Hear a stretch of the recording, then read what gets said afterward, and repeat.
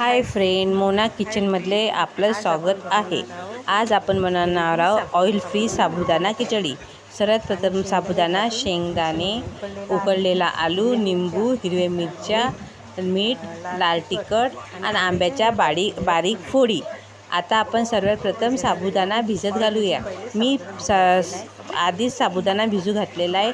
3 घंटे साबुदाणा भिजू घालायचा, तो नरम आणि चांगला होत राहतो। आणि शेंगदाणे आपण भाजून घेऊया। तर साबुदाणा भिजत ठेवलेला आहे। आता कढई ठेवू, त्याच्यामध्ये शेंगदाणे भाजून घेऊया चांगल्या प्रकारे। ते चांगले लालसर होईपर्यंत त्याला भाजून घ्यायचे।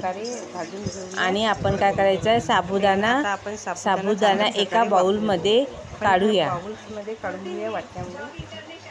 एका बाउलमध्ये साबुदाणा टाकून घेऊया आणि उकळत्या पाण्यात त्याच्या स्टँड ठेवून त्याच्यावर आपला साबुदाणा वाफवून घेऊया। आता त्याच्यात ठेवून त्याच्यावर झाकण ठेवूया, साबुदाणा वाफवून घेऊया। आता आपण शेंगदाण्याचा कूट करून घेतला आहे। हिरव्या मिरच्याचा बारीक कूट, साखर, शेंगदाण्याचा कूट बारीक करून घेतलेला आहे आणि आलूच्या काप करून घेतलेले आहे, मीठ आणि आंब्याच्या फोडी आणि लाल तिखट। आपलं साहित्य तयार आहे। आता आपण हे जे भाजलेले शेंगदाणे आहे ते जाडसर वाटून घेऊया। किती जाडसर वाटून आपला साबुदाणा वाफवून झालेला आहे अर्धा घंटा। आता तो साबुदाणा काढून घेऊया, थंड होऊ देऊया। त्याच्यामध्ये एक मोठा बाउल घ्यायचा, त्याच्यामध्ये हा आपला वाफवलेला साबुदाणा टाकूया। हा छानपैकी वाफवून घेतलेला आहे साबुदाणा टाकून घेतला। आता त्याच्यामध्ये आपण आलू टाकूया, उकडलेले आलू। आणि नंतर त्याच्यामध्ये बारीक केलेली हिरव्या मिरची आणि नंतर लाल तिखट चवीनुसार। ज्यांना पाहिजे त्यांनी घ्यावे, नाही ज्यांना नाही लागत तर त्यांनी नाही। मीठ टाकावे। आता बारीक केलेला साखर टाकावी,